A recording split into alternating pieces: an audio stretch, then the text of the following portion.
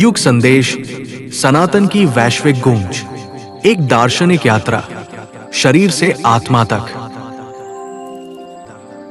आज के इस कोलाहल भरे युग में जहां हर व्यक्ति किसी न किसी पहचान की खोज में भटक रहा है, एक शब्द बार बार गूंजता है, सनातन। लेकिन क्या हमने कभी रुककर सोचा है कि इस शब्द की गहराई क्या है?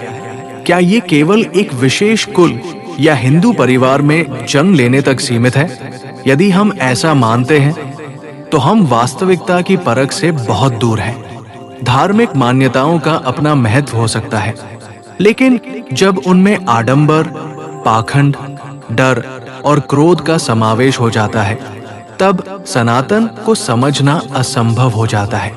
युग का पहला संदेश यही है, अपनी संकीर्ण पहचान की सीमाओं को तोड़िए। भाग 2, इंसान से जीव मात्र की यात्रा।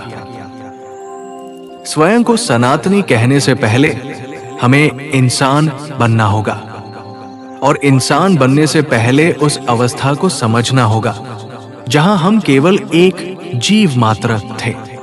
विचार कीजिए, जन्म के समय आपके पास न कोई नाम था, न जाति, न मजहब। ये सब तो समाज द्वारा चुनी गई बातें हैं जिन्हें आपने सीखा है। जब आप इन सीखी हुई पहचानों से ऊपर उठकर खुद को एक चैतन्य जीव के रूप में देखते हैं, तब आप सनातन की वास्तविकता के पहले द्वार पर दस्तक देते हैं। सनातन किसी समुदाय या देश की जागीर नहीं है। ये तो उस महर्षि की तपस्या का फल है जिसने हजारों वर्षों तक सत्य को खोजा। यदि आपके धर्म में सांप्रदायिकता की कड़वाहट है, तो वो सनातन नहीं बल्कि एक मानसिक भ्रम है। भाग 3, शाश्वत का स्वरूप जो कभी नहीं मरता। सनातन का अर्थ है शाश्वत, वो जो सदा से है और सदा रहेगा। गौर कीजिए अपने शरीर पर और अपने विचारों पर। क्या आपका शरीर सनातनी है? नहीं, ये तो क्षयकारी है। क्या आपके विचार सनातनी हैं? नहीं, विचार तो हर पल जन्म लेते हैं और मर जाते हैं। फिर आपके भीतर वो क्या है जिसका अंत नहीं होना है, जो न कभी उत्पन्न हुआ और न कभी मिटेगा? वो सत्य है, आत्मा। अज्ञानता ही वो अंधकार है जो धर्मांता को जन्म देती है, जहां व्यक्ति जीवन भर केवल बाहरी ईश्वर का इंतजार करता रह जाता है, जबकि वो शाश्वत सत्ता उसके भीतर ही विराजमान है। भाग 4, बुद्धि का विवेक और स्वतंत्रता। इस युग का दूसरा बड़ा सत्य यह है कि सनातन होने का अधिकार केवल उसे है जो अपनी बुद्धि का सही प्रयोग करना जानता है। बिना विवेक के धर्म केवल एक बोझ है। ज्ञान किसी एक व्यक्ति की संपत्ति नहीं है, ये तो हर इंसान के भीतर मौजूद है।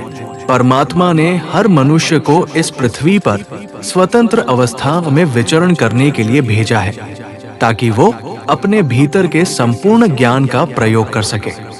सनातन शब्द उस परम सत्ता का प्रतीक है जो हर जीव और प्राणी में आदि से अनंत काल तक अपनी सत्ता बनाए रखने में सक्षम है।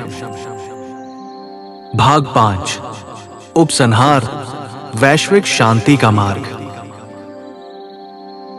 अंतिम व्याख्या की ओर बढ़ते हुए हमें यह समझना होगा कि इस पृथ्वी पर अमन और शांति तभी कायम हो सकती है जब हम सनातन को एक नियमबद्ध तरीके से समझें।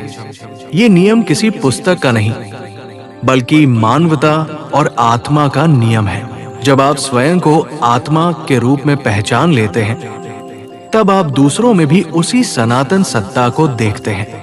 यहीं से घृणा समाप्त होती है और प्रेम का जन्म होता है। युग संदेश का सार, सनातन धर्म की रक्षा का प्रबंध किसी युद्ध में नहीं, बल्कि स्वयं की खोज में है। सनातन अर्थात आत्मा, यही वो सत्य है जिसे जानने के लिए हम इस धरा पर आए हैं। बेहद शुक्रिया आपका अपना कीमती वक्त देने के लिए। फिर मिलेंगे, आपका दिन मंगलमय हो। ओम अल्लाह गॉड।